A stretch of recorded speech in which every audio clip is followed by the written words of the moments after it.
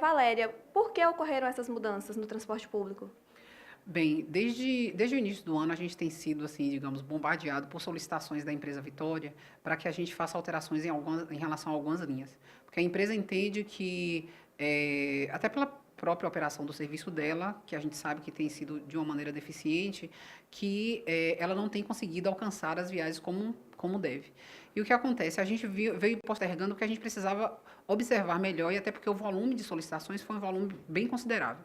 Então, assim, depois que a gente sentou com a equipe, a gente avaliou, a gente fez a alteração, não contemplando aquilo que a empresa estava solicitando, mas essa alteração é justamente porque nós fomos observar o número de autuações que a empresa tem sofrido por conta de viagens não realizadas. De janeiro até agora, foram 2.739 autuações por viagem não realizada, ou seja, o usuário está lá no ponto de ônibus esperando o carro passar e o carro não passou. 2.739 vezes, se você for considerar o número de viagens que a empresa foi atuada.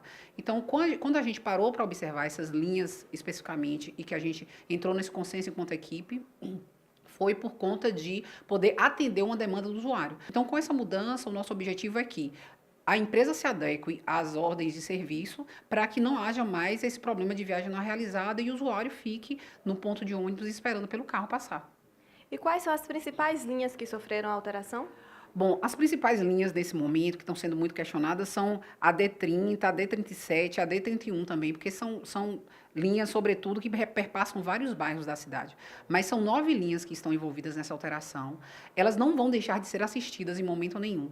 Mas o que acontece é que aumentou em alguns casos, porque teve casos que não aumentou o intervalo entre as viagens. Nós temos a CEMOB, né, que a gente está lá para servir, e o pessoal tem acesso ao número da CEMOB, e tem a ouvidoria, tem também o site da prefeitura, que lá está informado em relação aos horários das linhas, que sofreram alteração, como é que vai funcionar, e a gente está aqui justamente para isso, para prestar esse esclarecimento. Então, queremos realmente saber e deixar muito claro do que se trata e qual a intenção nossa dessas mudanças, de forma alguma trazer prejuízo ao usuário, mas que não aconteça, não continue acontecendo um número de viagens não realizadas tão alto pela empresa e que o usuário possa contar e possa realmente ter o serviço prestado.